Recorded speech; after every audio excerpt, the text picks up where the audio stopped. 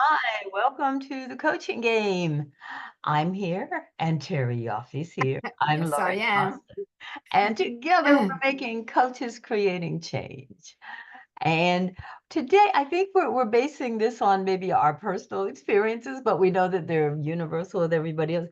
And we kind of wanted to talk about uh, how to move forward in a positive way and how to take your power back and how to secede your power when it's necessary. So we said, let's talk about that and see where we end up at the end of the show here. So Terry, what you said you had some thoughts about how to get out of your comfort zone. Is it good or is it bad? And what are you thinking about that? I can't remember the last time I was in a comfort zone. Oh, wow. I think in how I grew up and I had to fight for myself. There's nothing comfortable in having that kind of a trajectory. There was no net. Nobody showed me the way. Nobody taught me anything in my family. Mhm. And I had to really fend for myself. So when you're out there, not knowing from childhood on, you're never comfortable, right? So you kind of get used to being uncomfortable, even though I didn't understand it. So, you know, my mantra to me, to my clients is get comfortable being uncomfortable. That's the new mantra Hmm. because life is uncomfortable on so many levels. If you want to go somewhere, if you want to do something new, well, that takes discomfort to get there. And if you stay in your comfort zone all the time, you're not going to get there. Now, am I saying getting into a comfort zone for a period of time? Sure, it's great. I spent this weekend working and being in a comfort zone and watching TV and minding my business, didn't communicate with anyone. That's okay. However, it can't be a life pattern and behavior because you're afraid of moving forward because you won't move forward. Wow, you have sparked so many thoughts in my head right now. It's interesting, and I wonder if a really deep psychological question would be, is being uncomfortable your comfort zone? But I think that's not what you're saying. For me, and my childhood was chaos, nothing but chaos. And so I got comfortable with chaos, and I would find myself with if things did get comfortable. It's like, oh, let me put a little twist here. Let me put a little twist there. And I'm finding at my ripe old age that I have difficulty just chilling, just like it's like, oh, I don't have 17 things scheduled today. What should I be doing? How can this is going too smoothly? How can I challenge myself? So it's so funny. Both sides of the coins, but the dilemma is the same. Yeah, I agree with you. I think security and safety, lovely aspects of life. But if you seek them and they stop you from doing things, then I'm not sure you can call that life. I think you can call it just here I am. What is that saying? A boat docked at the harbor is very safe, but that's not the purpose of a boat. So unless it's a party boat, maybe I don't know. But yeah, so I'm hearing what you're saying, and it's like, whoa, okay, we're approaching this from both sides, and I love that. I love that. You know,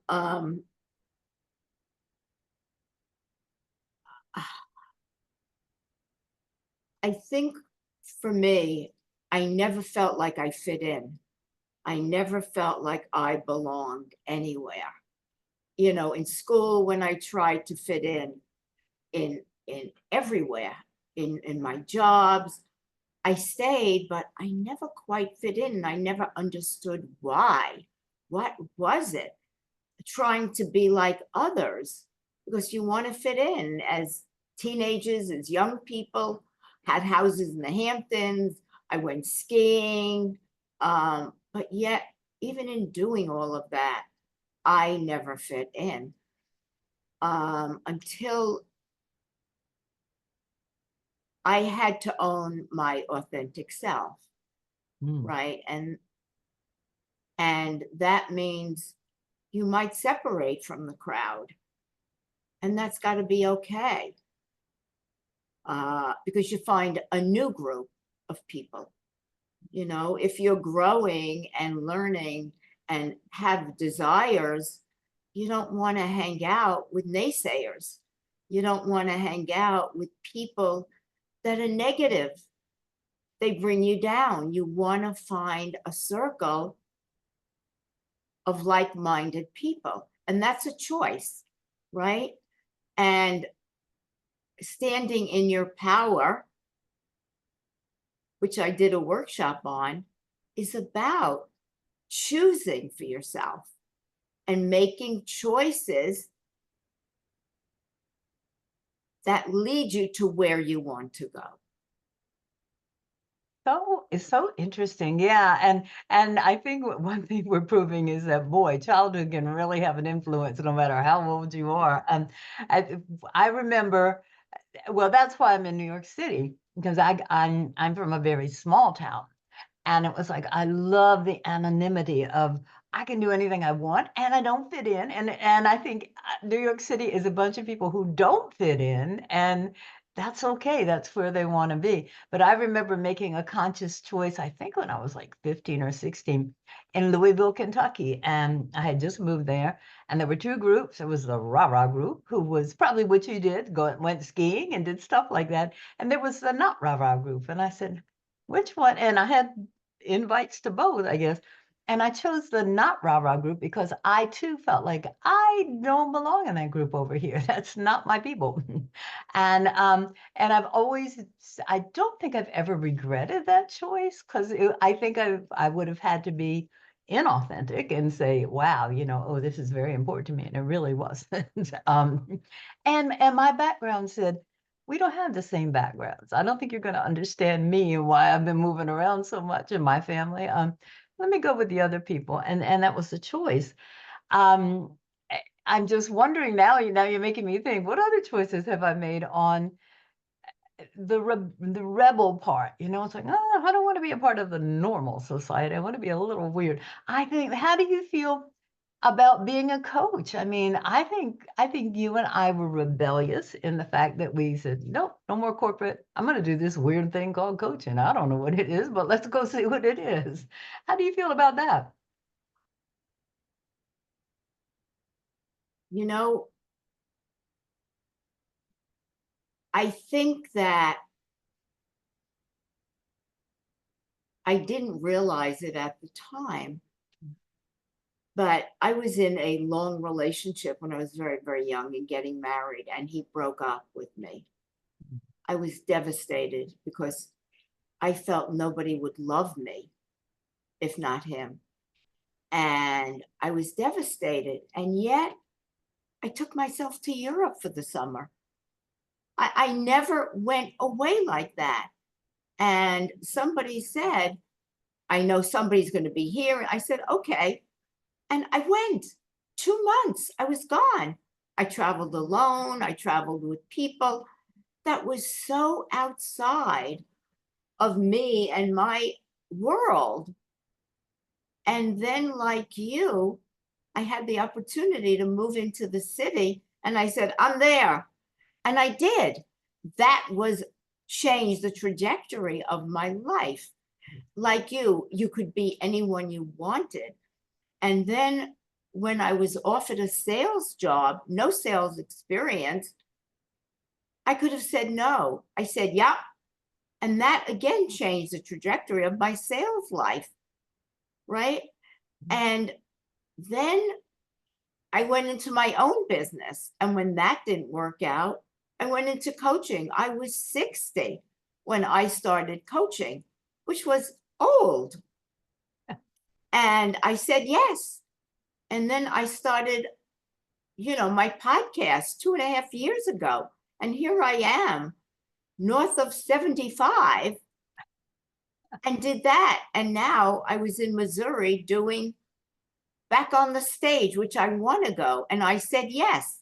So you have a choice and you have the power to decide, what do you want for your life?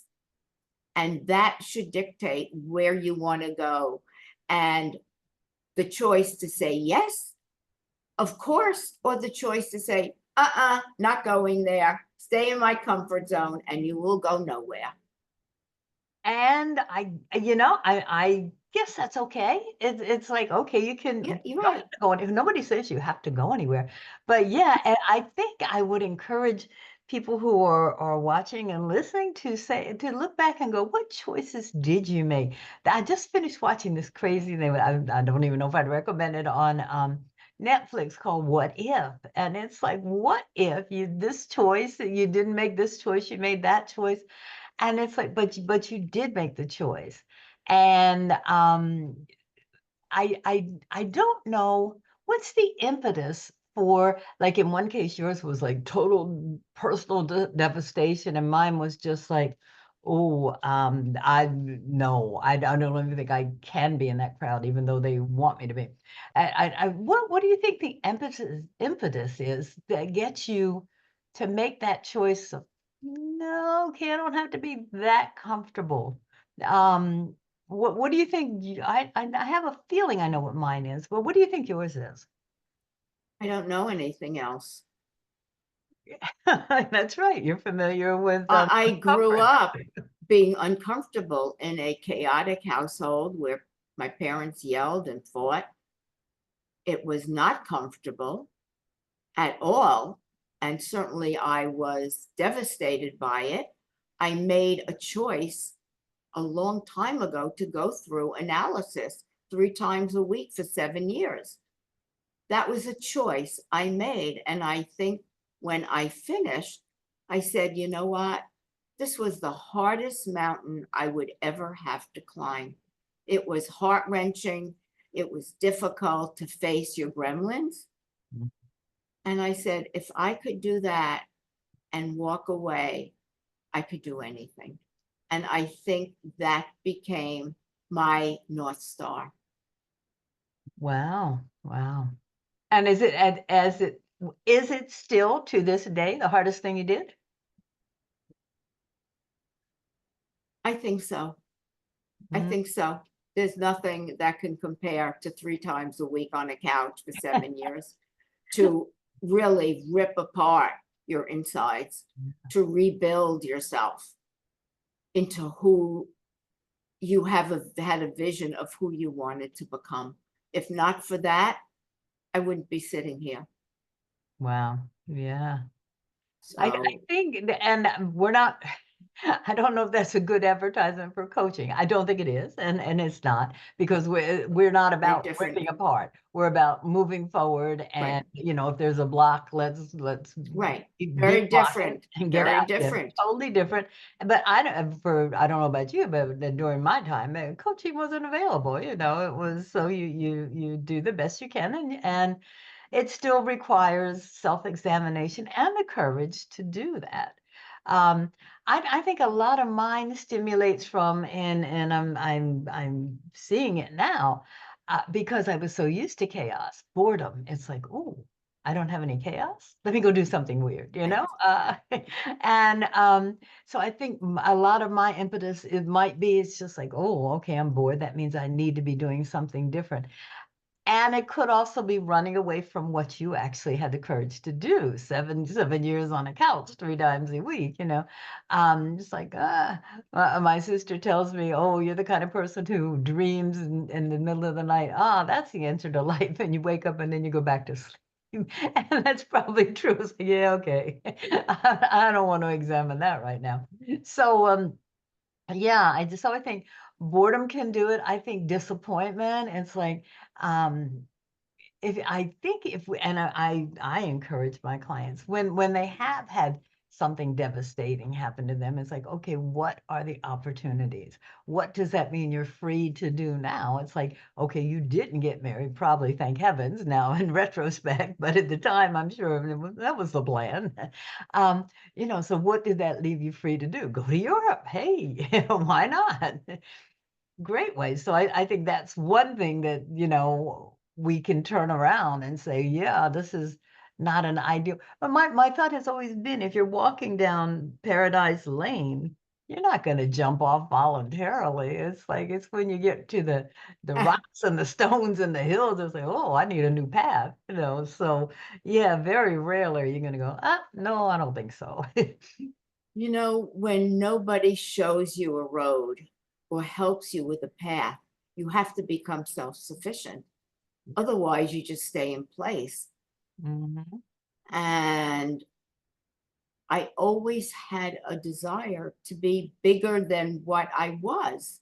Always. I wanted more. I wasn't going to be complacent. And without understanding it, I had that insight because I had to develop it in order to survive. Mhm. So when you have that, and it's your perseverance and your resilience and nobody's going to show you but you can either stay put or you can find your own path along the way and figure out where you want to go.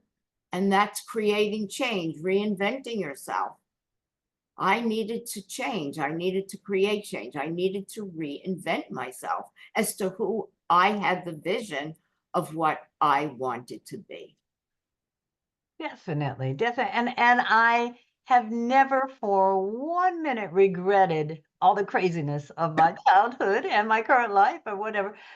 Just because, like you, my value was, boy, you got to be independent. You can't, and because I had a lot of death in the beginning of my childhood, and it's like you can't depend on people; they die. So you got to depend on yourself.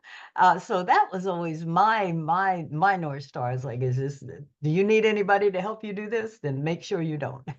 And it took me a long time to just open up and go, all right, I guess you can trust a few people and you don't, but it's just, you just don't realize, I think you have to tune into your spidey feeling that tells you, oh, this is not right. Something is not right. That's how you got into coaching. That's why I got into coaching. It's like, no, you got to tune into that. And then the big thing is, how do you move forward?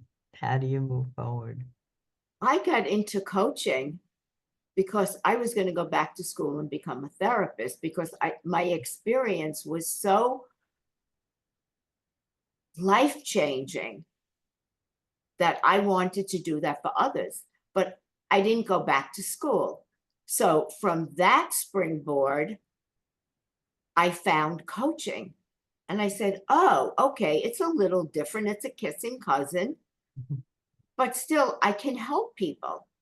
And I can help people turn their eyes inward and discover what's holding them back. And that's why I got into coaching. Yeah, and I got into coaching because I think I had tried almost, I have my own business and then I had done the corporate thing. Mhm. And it's like, oh, it's not doing what I want to do. And then there was coaching, and it's like, all right, I'll give it a try. And we've both been kicking around for over 20 years now. That's 21, 22, something like that. a long time. And it's still, I still fight with the same old demons. It's like, relax. You don't have to do something every minute. Just relax and don't be afraid to look inside. And I think you're doing the opposite. It's like get out there and I want to go do a TED talk. And I know you have a lot of these big aspirations. I also always look inside. Mhm. I try to live my life with my eyes turned inward. I'm Wow. still uncovering. I'm a forever learner. Mhm. Even though I did a spiritual retreat years ago, I still have that spirituality in me. And I still think I'm meant for more. Even though I'm way older, I'm still ageism doesn't matter anymore.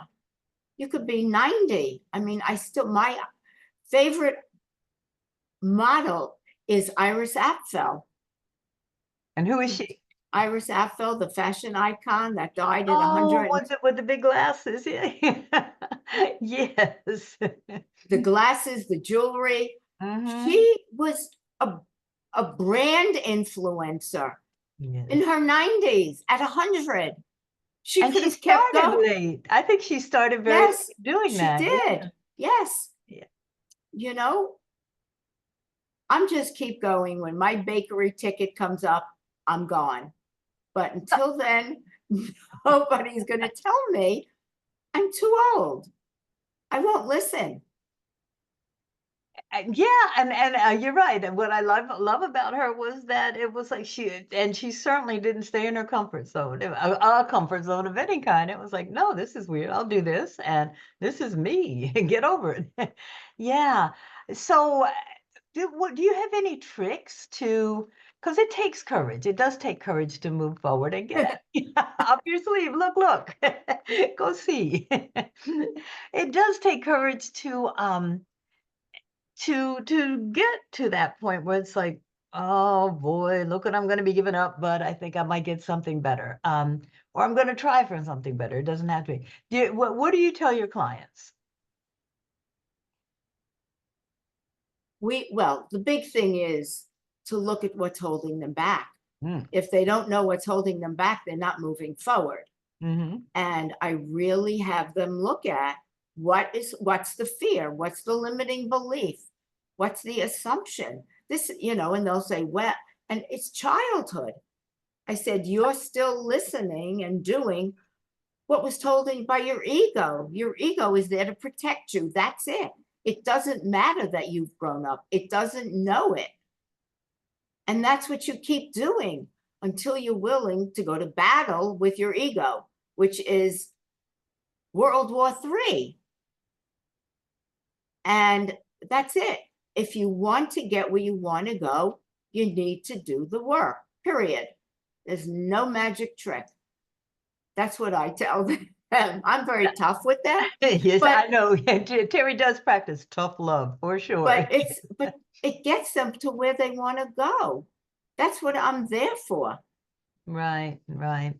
I am a little gentler, and what I ask them is, and we go through all that. It's like, what's holding you back? And then I do the exercise of like, well, what's the worst thing that could happen? Right, of course. Yeah, What's and the they'll go, "Oh my God, well, I could get fired." I go, "And then what would you do?"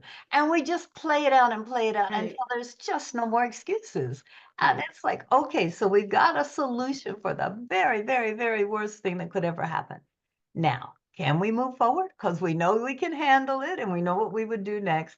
And that kind of, I think yours is very sparking. It's like, yeah, you got to get this done. Mine is like, okay, now let's not kill ourselves with fear. Let's remove all that stuff. And so I think maybe the two, and I don't know if I have any more tricks. Do you? Any more? When you say what's the worst that can happen, and then I'll go to, okay, we understand, but what if that doesn't happen? Ah, What's the best case scenario? Oh, that's a choice. They don't get that. yes. And they have to understand that to make choices, you have to stand in your power and be willing to do that and speak up, advocate for yourself, or move forward. But they have to understand what's holding them back. What are the beliefs that they have that keep them on the hamster wheel? Yeah, definitely. And it's also important, it definitely got to get rid of those blocks. And it's like, what's the best case? What's the worst case? But it's also to add to what's the best case. It's like, what are the opportunities? Yeah. Let's say you don't I don't know why this came to become prom queen. What else could you be? You know, and then a little, it's a little juvenile for our clients, but nonetheless, what are some other alternatives that are available? Because a lot of people think, okay, I either pass or I fail, and that's it. And there's so much in between. And there's so many things that could happen to make you say, you know what, I changed my goal. And while I'm in the middle of this, I'm thinking, I don't really want that. I want this. So how do I get there? Flexibility. That's a thing too. Right, pivot. And what if you did get fired? What's the worst thing? Yeah. It might be the best thing. I've gotten fired 4 or 5 times. And each time I went on to do something better because the universe stepped in Yes. and the universe said, time to go, trust the process and let go. Mm. And every time I got fired, there was something better waiting in the wings. Absolutely. And you mentioned that you said you went on a spiritual retreat. And I think you got to have a little bit of that, no matter what your denomination or what your beliefs are. And I think that trust is a part of the process. It's like, and in order to help people gain trust or just let it resurface, I asked him, well, what in your past, what have you survived? What did you think, oh my God, this is the end of me? And you survived. You still got all that power within you. Bring it on out. And let's see where you go with this new goal. So trust and faith and spirits, whatever you want to call it, that's a part of the game too. I think that's an aspect. Yeah, Right. I'm thinking we ought to write a step by, here are the elements of getting to the unknown and having some fun. Yeah. And so you make a mistake. So what? What's the worst? Mm, Doesn't work out. You're feeling vulnerable. As an adult, we can handle that. We couldn't yes, handle that as a child. exactly. And you move forward. We can create our own paths as adults. We could not do it as children. Oh, what a great point. What a great point. Yeah, and we forget that. It's like, oh my God, the universe is against me. Not really. You've played into its hands. Well, this was like, let's talk about revealing ourselves. But I think it's good because that's what we're asking you all to do. It's like Right. reveal yourselves Exactly. too, get to know Exactly. yourself and go ahead and get out of that comfort zone. All right.